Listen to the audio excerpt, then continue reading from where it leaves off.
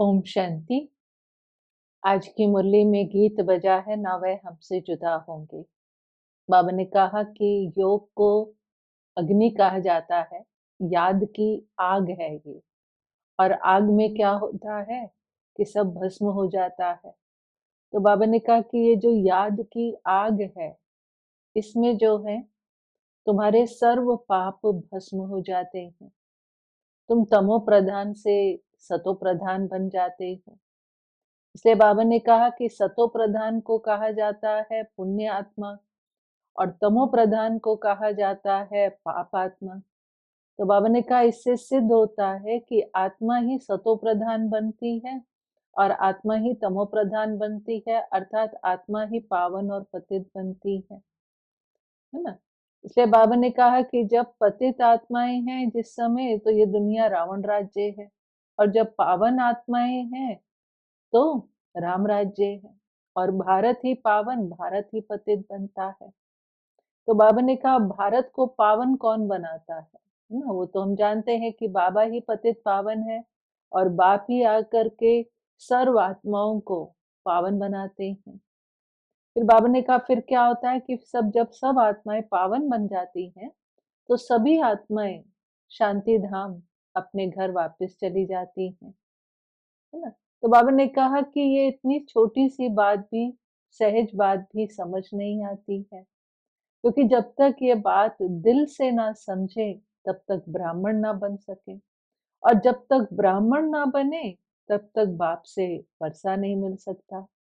क्योंकि बाबा ने कहा ये संगम युग का यज्ञ है, ब्राह्मणों का यज्ञ है ना। यज्ञ तो ब्राह्मण होते हैं, तो बाबा ने कहा ये अंतिम यज्ञ है ना। इसके बाद अब इस मृत्यु लोक में कोई यज्ञ नहीं होगा, क्योंकि अमर लोक में तो यज्ञ होता ही नहीं है ना। तो इसी यज्ञ में हमें सब कुछ साहा करना है। अब बाबा ने कहा भक्ति और ज्ञान की बात बताई। बाबा ने कहा भक्ति और ज्ञान अलग अलग है। अब वो सोचते हैं कि वेद शास्त्र आदि पढ़ना ये ज्ञान है। तो बाबा ने कहा कि अगर ये ज्ञान होता तो सब वापस चले जाते, क्योंकि ज्ञान से तो सद्गति है। कहते हैं ना, भक्ति से के बाद मिलता है ज्ञान, और ज्ञान से मिलती है सद्गति। तो बाबा ने कहा कोई वापस तो गया नहीं। जो पहले नंबर की आत्माएं थी वो भी सतो रजो तमो में आ गई हैं, तो दूसरी आत्माएं सतो के बाद वापस कैसे जा सकती। तो ये जैसे बाबा ने कहा कि ये बात भी मनुष्य आत्माओं को समझानी है बड़ी सहज बातें। लेकिन बाबा ने कहा कि तुम्हें मेहनत करके पहले तो खुद समझना है इन बातों को ना, फिर दूसरों को समझाना है। फिर बाबा ने कहा कि देखो हर एक आत्मा एक्टर है ना। बाबा ने बताया कि आत्मा है, और एक्टर सब एक जैसे नहीं होते हैं। हर एक एक्टर की अपनी अपनी ताकत होती है। तो बाबा ने कहा जो जैसा एक्टर होता है उसको उसी अनुसार पगार मिलती है। बड़े नामी ग्रामी होते हैं तो नेचुरली उनकी पगार भी ज्यादा होती है। तो बाबा ने कहा इस सृष्टि में जो है, तो सबसे मुख्य एक्टर कौन है, तो वो तो शिव बाबा है, क्योंकि मुख्य एक्टर डायरेक्टर है ना। बाबा कहते हैं मैं प्रिंसिपल एक्टर हूँ। तो मुख्य एक्टर तो शिव बाबा है, परमात्मा है। फिर उसके बाद बाबा ने कहा कि जगत पिता जगत अम्बा मम्मा बाबा है। तो बाबा ने कहा अब इन सबको पगार कौन देता है, तो नेचुरली जो मुख्य है, जो डायरेक्टर है, क्रिएटर है, वही पगार देता है। शिव बाबा ही सबको पगार देता है। तो बाबा ने कहा कि इस समय बच्चे मुझे मदद करते हैं ना, तो बाबा उस अनुसार जो जो जैसा जैसा बाबा को मदद करते हैं उन अनुसार बाबा जो है पगार देते हैं। अब पगार क्या है वो तो हम जानते हैं कि विश्व की बादशाही है ना। भविष्य पद उस अनुसार मिलता है। तो बाबा ने कहा कि इसमें कुछ करना नहीं है, आपको गृहस्थ व्यवहार में रहते हुए ना कोई मुश्किल नहीं है। बाबा ने कहा मैं कोई तकलीफ नहीं देता हूँ कि तुम्हें गृहस्थ व्यवहार में रहना है। तो गृहस्थ व्यवहार में रहते हुए बाबा कहता है कि कमल पुष्प समान रहना है और बाबा को याद करना है। क्योंकि बाबा ने कहा ज्ञान के मुख्य दो ही अक्षर हैं, अल्लाह और बे, है ना। कि मुझे याद करो और सुदर्शन चक्रधारी बनो, है ना। कि बाबा ने कहा घर को याद करो और बाप को याद करो तो घर चले जाएंगे, है ना। और सुदर्शन चक्रधारी बनेंगे तो बाबा ने कहा कि तुम चक्रवर्ती राजा बन जाएंगे, है ना? तो सिर्फ इतना ही करना है कि अल्लाह फॉरबिड, बाप को याद करना है और सुदर्शन चक्रधारी बनना है। क्योंकि बाबा ने कहा कि इस समय क्या हो रहा है कि पुरानी दुनिया जो है बदल कर नई दुनिया हो रही है, और इस समय बाप आया हुआ है संगम पर, है ना? तो संगम, ये पुरुषोत्तम संगम युग है। तो इस समय बाबा क्या कर रहे हैं कि पुरानी दुनिया को नई दुनिया बना रहे हैं, संगम पर ही बाबा आते हैं। और बाबा ने कहा ये पुरुषोत्तम संगम युग है। जैसे पुरुषोत्तम मास होता है, पुरुषोत्तम संवत होता है, ऐसे बाबा ने कहा कि ये पुरुषोत्तम संगम युग है कि जब बाबा आते हैं और इस पुरानी दुनिया को नई दुनिया बनाते हैं। बाबा ने कहा कि संगम पर बाप आते हैं हमें हीरे जैसा बनाने के लिए। जैसे बाबा कहते हैं ना कि बच्चे ने जन्म लिया और वर्षे का हकदार बना, तो बाबा ने कहा वर्षे के हकदार तो सब हैं, है ना? इसलिए बाबा ने कहा कि हीरे जैसी जो होती है वो राजा बनते हैं, और प्रजा सोनो तुल्य होती है। क्योंकि जो जितना पुरुषार्थ करेगा उस अनुसार उसको पद मिलेगा। वर्षे के तो हकदार बन गए, लेकिन पद का आधार जो है वो बाबा ने कहा आपका पुरुषार्थ है। और इस समय जो आप पुरुषार्थ करोगे तो बाबा ने कहा वो रिकॉर्ड हो जाएगा, जन्म जन्मांतर कल्प कल्पांतर, फिर वही पद मिलेगा, है ना? चाहे दास दासी का, साहूकार का, वही पद मिलेगा। तो बाबा ने कहा अभी भी आप जान सकते हैं कि भविष्य में आपका क्या पद होगा। बाबा ने कहा कि अगर आप मुझसे पूछो तो बाबा बता सकता है कि कल अगर आपका शरीर छूट जाए तो इस हालत में आपको क्या पद मिलेगा। इसलिए बाबा ने कहा कि मैं क्या कहता हूँ, जैसे छोटा बच्चा होता है ना? उसको महात्मा कहते हैं, है ना? उसके अंदर विकार नहीं होते हैं।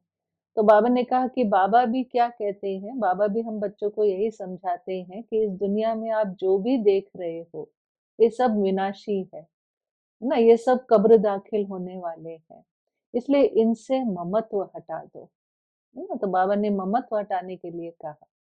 बाबा ने कहा कि बाबा तो ये कहता है कि तुम्हारे पास जो भी कखपन है ना? कखपन, अगर बाबा ने कहा कि जो भी आपके पास धन है, तो बाबा ने कहा वो भल अपने पास रखो, है ना? बाबा को नहीं चाहिए, लेकिन उससे ममत्व हटा दो और बाप को हिसाब किताब देते रहो।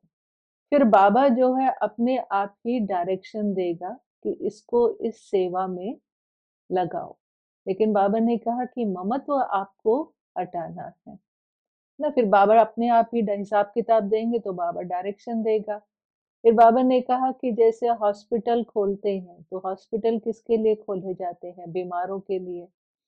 और बाबा ने कहा यूनिवर्सिटी बनाई जाती है कि जहाँ पर आकर बच्चे पढ़ाई पढ़ते हैं। तो बाबा ने कहा कि ये सेंटर क्या है? ये सेंटर है हॉस्पिटल कम यूनिवर्सिटी, है ना? तो बाबा ने कहा ये हॉस्पिटल कम यूनिवर्सिटी आप 3 पैर में भी खोल सकते हैं, है ना? कि 3 पैर पृथ्वी के आप दे दो और वहाँ पर ये हॉस्पिटल कम यूनिवर्सिटी खोल दें जिसमें सबका कल्याण हो, है ना? फिर बाबा ने कहा सर्विस के और भी तरीके हैं। बाबा ने कहा चित्र बनाओ, है ना? चित्रों द्वारा भी सर्विस हो सकती है। फिर बायजिस के लिए बाबा ने कहा कि बायजिस द्वारा भी सर्विस हो सकती है। फिर बाबा ने ये भी कहा कि जो आत्मा है वो मुसाफिर है।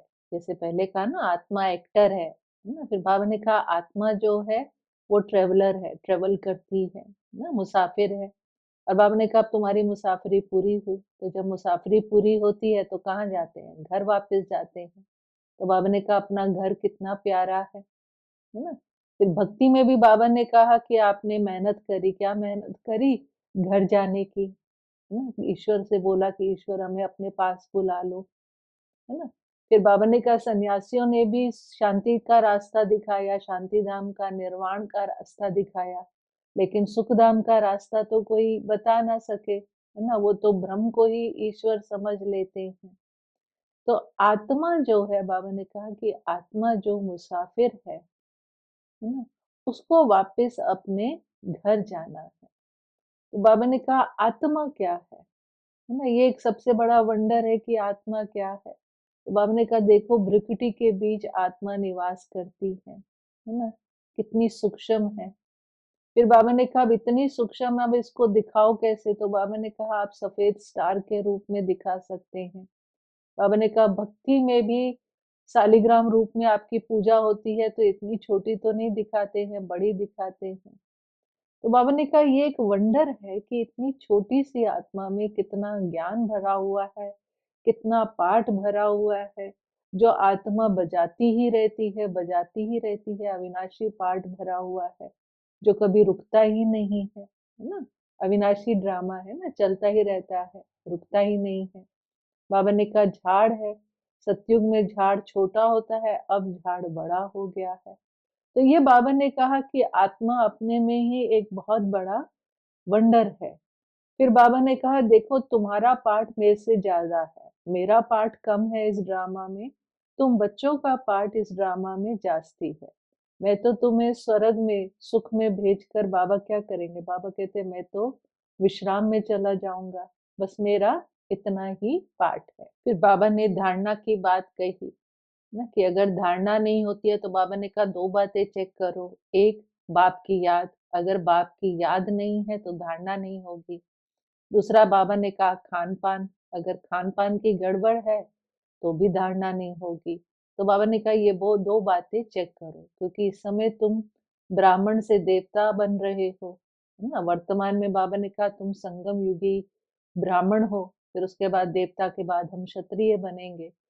तो बाबा ने कहा अभी इतनी बातें भी मनुष्यों को समझाने में कितनी मेहनत लगती है, और जिसको ये बात समझ में आ जाएगी, कैसे पता चलेगा, उसका खुशी का पारा चढ़ जाएगा, उसको बहुत खुशी होगी, क्योंकि बाबा तो सबका कल्याण करते हैं, बाबा आया ही है कल्याण करने। तो बाबा ने कहा तुम्हारी इस समय चढ़ती कला है ना? तो बाबा चढ़ती कला में हमें ले जा रहे हैं। लेकिन बाबा ने कहा कि तुम्हें दुनिया में तो घर गृहस्थ में रहना पड़ता है, कारोबार करना पड़ता है ना? वो तो करना है। लेकिन बाबा ने कहा वो करते हुए सदा ये समझो कि हम शिव बाबा के भंडारे से खाते हैं, क्योंकि शिव का भंडारा भरपूर, काल कंटक सब दूर। तो बाबा ने कहा ये बुद्धि में आपके रहना चाहिए।